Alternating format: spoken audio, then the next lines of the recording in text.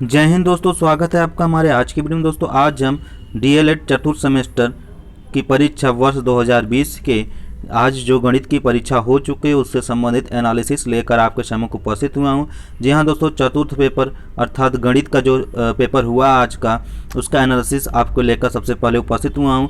चलिए देख लेते हैं। इसके पहले यदि आप हमारे चैनल पर नए हैं तो चैनल को सब्सक्राइब और लाइक शेयर जरूर करिएगा दोस्तों, आपके लिए इतना मेहनत किया जा रहा है। तो चलिए देख लेते हैं। पहला प्रश्न क्या है आपका। पहला प्रश्न के बारे में दिया है आपका, यदि cos a बराबर 0 अंश हो तो a का मान, तो cos जो a होता है यानी cos थीटा जिसमें 0 का मान होता है उसका मान कितना होता है दोस्तों। cos 90 अंश के मान में क्या होता है, 0 होता है। दूसरा प्रश्न आपका दिया है, आंकड़ों में बहुलक ज्ञात कीजिए। आंकड़ों में 7 दिख रहा है आपको, सबसे ज़्यादा बार दिख रहा है तो इसकी बहुलक 7 हो जाएगी। तीसरा प्रश्न कह रहा है कि a under root B upon A into under root B upon C under root B A upon C का मान, तो सब में गुणा करेंगे तो under root A B C, नीचे भी under root A B C आएगा, कट के 1 आंसर आ जाएगा दोस्तों इसका। इसके बाद अगला प्रश्न है, एक वृत्त का व्यास 12 सेमी है, वृत्त की परिधि ज्ञात करने। व्यास बराबर 12 सेमी है तो त्रिज्या कितनी हो जाएगी दोस्तों, आर बराबर 6 सेमी हो जाएगी। यानी वृत्त की परिधि की ज्ञात करना हो तो पाई 2 पाई आर होता है, 2 गुणे पाई गुणे आर का मान 6, 6 दूना 12 पाई, इसलिए इसका आंसर क्या हो जाएगा, 12 पाई। ठीक है दोस्तों। इसके बाद आता है पांचवा प्रश्न, समांतर चतुर्भुज के अंतः कोणों का योग कितना होता है। 4 समकोण, इसमें 4 90 90, हर कोने पर 4 ठो 90 90 होता है, इसलिए सभी कोणों का मान कितना होता है, 360 अंश होता है। यानी 4 90 मिलाएंगे, 4 समकोण मिलाएंगे तो क्या बनेगा आपका, समांतर चतुर्भुज के अंतः कोणों का योग। इसके बाद आता है छठवां प्रश्न, 2 सिक्कों के एक साथ उछाला जाता है, दोनों सिक्कों का एक साथ शीर्ष आने की संभावना। तो शीर्ष आने की संभावना आप देख लीजिए, आपके प्रश्नों को, प्रश्न आपके साथ रहेगा, अपने प्रश्नों को मिलाइए। हम चलते हैं एनालिसिस पे, जो अपने से नोट्स बनाए हुए हैं आज का, देख लीजिए। तो पहला प्रश्न है आपका, छठवां प्रश्न है इसमें कि प्रायिकता ज्ञात करना है। 2 सिक्कों के एक साथ जो शीर्ष आने की प्रायिकता जो होता है, तो टोटल आने की संभावना 2 बार हो सकती है, और टोटल जो सिक्का है वो कितनी है, 4 पलट हो सकते हैं। तो उसमें काट देंगे तो कितना आंसर आएगा, 1/2 आंसर आएगा। ठीक है दोस्तों, ये छठवें प्रश्न का उत्तर तो बहुत ही सरल था। इसके बाद आपका 7वां प्रश्न आता है कि जो वेलन का आयतन निकालना, क्षेत्रफल दिया था और वेलन का आयतन निकालना आपके पास, तो क्षेत्रफल आपका 100 सेमी दिया था, ऊंचाई 10 सेमी दिया था, क्षेत्रफल निकाल लीजिए। क्षेत्रफल का सूत्र क्या होता है, पाई आर स्क्वायर होता है। बेलन के आधार का क्षेत्रफल, आधार कैसा होता है, बेलन का गोलाकार होता है, इसलिए बेलन के आधार का क्षेत्रफल क्या लगेगा, वृत्त का क्षेत्रफल। पाई आर स्क्वायर से यहाँ से आर की वैल्यू निकालेंगे, 10 अंडर रूट पाई आएगा, इक्वेशन 1 मान लेते हैं। इसके बाद अगला, उसके बाद उसका आयतन निकालना, तो बेलन का आयतन क्या होता है, पाई आर स्क्वायर एच, पाई वैसे रहेगा, पाई आर का मान कितना हो जाएगा, 10 अपान अंडर रूट पाई, और उसके बाद स्क्वायर, आर के स्क्वायर, एच की जगह 10 रख देंगे, 10 का इसके बाद पाई ऐसे रहेगा। इसको जब हल करेंगे 10 दाम में 100 हो जाएगा, पाई का पाई में गुणा करेंगे पाई से सिंपल में आ जाएगा, तो इस पाई कट जाएगा, 10 दाम में 100 सेमी यानी 1000, 100 गुणे 1 10 करेंगे तो 1000 सेमी घाते 3 आ जाएगा। ठीक है दोस्तों। इसके बाद 8वें प्रश्न की तरफ चलते हैं। 8वें प्रश्न में समीकरण को हल करने के लिए दिया था। समीकरण आपका इस तरह से है, x square plus 7x plus 10, बहुत ही सरल है, गुणा करने पर 10 आए, जोड़ने पर 7 आए तो 5 दूना 10, तो x square plus 5x plus 2 plus 10, इसमें कॉमन लेंगे तो x कॉमन लेंगे, x प्लस 5, 2 कॉमन लेंगे x प्लस 5, दोनों कोष्ठक का आंसर यहाँ पे आपका इस तरह से लग जाएगा। ठीक है दोस्तों, देख लीजिए, बहुत ध्यान से देख लीजिए। इसके बाद आता है 9वें प्रश्न के वृत्त की त्रिज्याएं दिया था अनुपात में, और क्षेत्रफल का अनुपात पूछ रहा था। तो पहले वृत्त की त्रिज्या मान लेते हैं R, दूसरे वृत्त की त्रिज्या R2। प्रश्नानुसार कहा था कि जो पहले वृत्त की त्रिज्या वो 4 गुना होगा दूसरे वृत्त के त्रिज्या से, तो उसका क्षेत्रफल ज्ञात करना है। तो क्षेत्रफल क्या होता है, पाई आर स्क्वायर होता है, तो दोनों रख देंगे, वहाँ पे पाई कट जाएगा, तो 4r, आर की पहले वाली त्रिज्या कितनी है, 4r है, दूसरी वाली त्रिज्या r है, 4 चौके 16, इस तरह से अनुपात आपका मिलेगा 16:1, इसका आंसर आपका हो जाएगा 16:1। ठीक है दोस्तों। इसके बाद चलते हैं 10वें प्रश्न पे। दिया था एक चक्रीय चतुर्भुज ABCD दिया था, जिसमें A बराबर दिया था, B बराबर आपका मान दिया था, C और D आपको पूछना था, यानी यहाँ से ये पूछा था और यहाँ से ये वाला, इस दोनों को मान को पूछा था। तो चक्रीय चतुर्भुज प्रमेय क्या, चक्रीय चतुर्भुज जो आमने सामने की भुजाएं क्या होती हैं वो आपका बराबर होती है, 180 अंश होता है, दोनों को जोड़ने पर 180 अंश होते हैं। अतः कोण ए और कोण सी को जब जोड़ा जाता है तो 180 अंश आता है, कोण बी और कोण डी को जोड़ा जाता है तो 180 अंश आता है। ठीक है दोस्तों, देख लीजिए। तो इसमें जब जोड़ेंगे तो क्या होगा, कोण ए प्लस सी का समीकरण लेके चलें तो ए का मान 55 अंश है, सी का मान निकालना है तो 180 में से 55 घटा देंगे, ये आ जाएगा।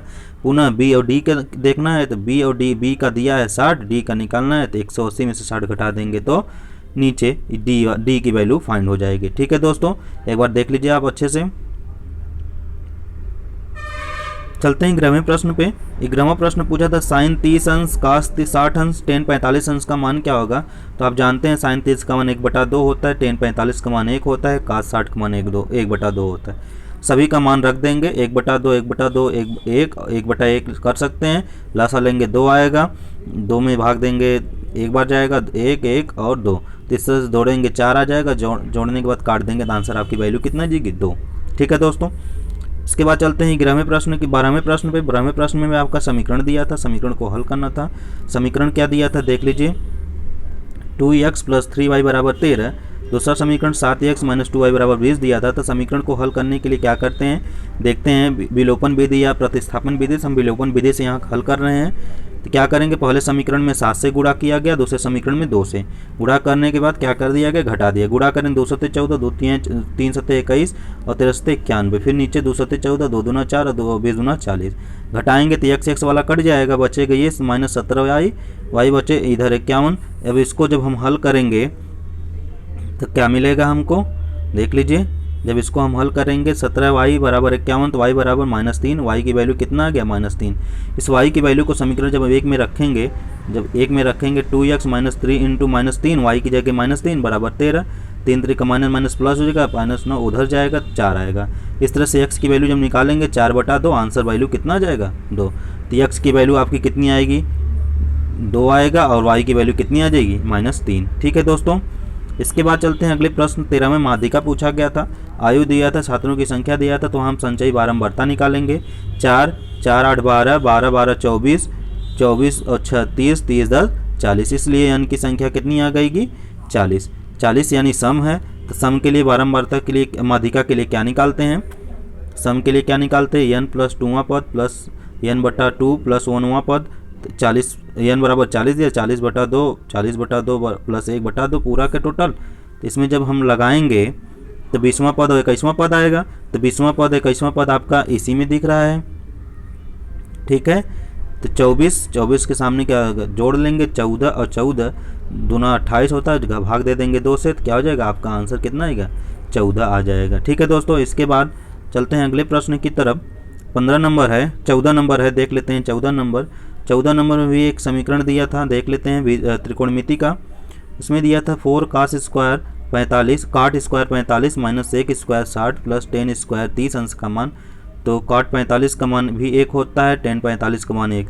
तो क्या हो जाएगा 4 × 1 का स्क्वायर - 1 60 का मान 2 होता है, तो 2 का स्क्वायर प्लस sin 30 का मान 1/2 होता है। सबको रख देंगे, रखने के बाद जब हल करेंगे तो क्या मिलेगा आपका जो आंसर आएगा 1/4 आंसर आएगा। ठीक है दोस्तों, 1 क्या आएगा 4 आएगा आपका आंसर। इसके बाद देख लेते हैं 15वें प्रश्न की बात करें तो लंबाई चौड़ाई और ऊंचाई दिया था, आयतन ज्ञात करना था। जो आयतन बेलन के आयतन जो बेलन का आयतन दिया था, घनाभ का आयतन दिया था, घन के आयतन के बराबर जाना था। तो घन का आयतन क्या होता है, ए क्यू कहिए चाहे एक्स क्यू कहिए। इधर घनाभ का आयतन तो लंबाई गुणे चौड़ाई होता है, L × B × H होता है। यहाँ से कर लेंगे 98 सबको गुणा करेंगे, इतना आएगा। इसका जब वर्गमूल घनमूल निकालें, क्योंकि घन के बराबर भुजा बताना है, एक घन की भुजा, इसका क्यूब निकाल लेंगे तो हमारा क्या होगा आंसर, तो 42 इसका क्या हो जाएगा फाइनल आंसर आएगा दोस्तों। इसके बाद चलते हैं 16 नंबर प्रश्न है, बहुत ही सरल प्रश्न है। चक्री चतुर्भुज में आपका जो कोण दिया हुआ था, उसके बाद कोण CAD और कोण CBD का मान पूछ रहा था। अर्धवृत्त पर बना कोण क्या होता है, समकोण होता है। अर्थात जो ये कोण होगा, जो ये कोण होगा अर्धवृत्त पे है, इन दोनों का मान कितना हो जाएगा 90। अब त्रिभुज, हम जब इस त्रिभुज की बात करेंगे तो इसमें हम निकाल लेंगे तो इस कोण का निकल जाएगा।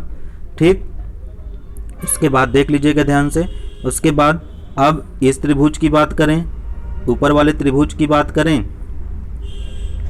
इसमें, तो इसका जब निकालेंगे तो इसमें a बराबर दिया था, c बराबर दिया तो b बराबर निकाल लेंगे। ठीक है, निकालने के बाद अब हमें जो निकालना है पूरा मान, तो जो ये कोण बना है वो दो कोणों से मिलके बना है, यानी 30 पहले से दिया था, 50 हमने निकाला, दोनों मिला करके बना है, तो 80 अंश हो जाएगा। इस प्रकार इसको हम निकालेंगे तो 100 अंश, यानी आपका एक पहले का आंसर 80 और दूसरे का आंसर कितना आएगा, 100 अंश आएगा। ठीक है दोस्तों, यानी CAD का मान 80 अंश और CBD का मान कितना आएगा, 100 अंश आएगा। ठीक, इसके बाद चलते हैं अगले प्रश्न 17 नंबर। दो संख्याओं का योग दिया था और इसमें जो प्रश्न दिया था योग 12 दिया है, तो समीकरण हम बना लेंगे x + y बराबर 12। उसके बाद जब संख्या को हम पलट देते हैं, या फिर यहाँ देखें, इकाई x मान लिए, y दहाई को y मान लीजिए। ठीक है दोस्तों, इकाई को x और दहाई को y मान लिया।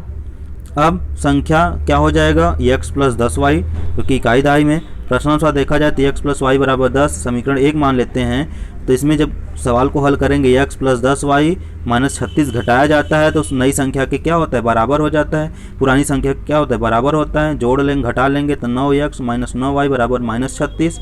उसके बाद यहाँ से 9 कॉमन लेकर काट देंगे तो x - y बराबर कितना होगा, -4। ठीक है, समीकरण 1 और समीकरण 2 को जब हल करते हैं, समीकरण 1 और समीकरण 2 को जब हल करते हैं तो क्या y से y कट जाएगा, 2x बराबर 12 में से 8 गया 4, 4 गया 8, तो x की वैल्यू वहाँ से फाइंड करेंगे तो हमारा क्या मिलेगा, x की वैल्यू आपका 4 मिल जाएगा। तो x का मान जब समीकरण हम 1 में रखेंगे तो 4 + y बराबर 12, तो y बराबर 8 आ जाएगा आंसर। इस तरह संख्या में जब इसमें संख्या में रख देंगे, यहाँ हो जाएगा 4 और 10 × 8, 10 × 8 = 80, 8 = 84। इस तरह से आपका आंसर क्या हो जाएगा, फाइनल आंसर 84 बन जाएगा। ठीक है दोस्तों, आखिरी और लास्ट क्वेश्चन, वृत्त का व्यास दिया था, त्रिज्या व्यास दिया था 3 सेमी, त्रिज्या 3/2 हो जाएगा, ऊंचाई भी दिया था। आयतन निकालने के लिए 22/7 πr² h होता है, 3/2 रखेंगे क्योंकि त्रिज्या हमें क्या दिया है, 3/2 दिया है, रख देंगे। 3 त्रिका 9/4 हो जाएगा।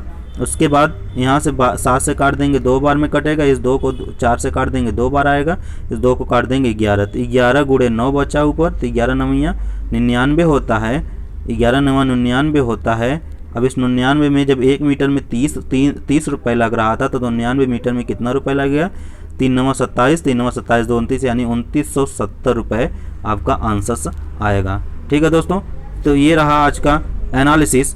DLED चतुर्थ सेमेस्टर की जो गणित की परीक्षा संपन्न हुई है। दोस्तों वीडियो अगर पसंद आए तो लाइक शेयर सब्सक्राइब जरूर करिएगा। दोस्तों बेल आइकन दबा लीजिएगा, जिससे आने वाली सभी एनालिसिस आपको सर्वप्रथम आपके पास पहुँचे। और वीडियो को इतना शेयर करिए कि ये वीडियो सभी तक पहुँच जाए और सभी प्रशिक्षु अपना आंसर्स मिलाकर संतुष्ट हो जाएं कि हमने कितना अंक प्राप्त किया। तो आज की वीडियो बस यहीं तक दोस्तों, मिलते हैं अगली वीडियो में। जय हिंद दोस्तों।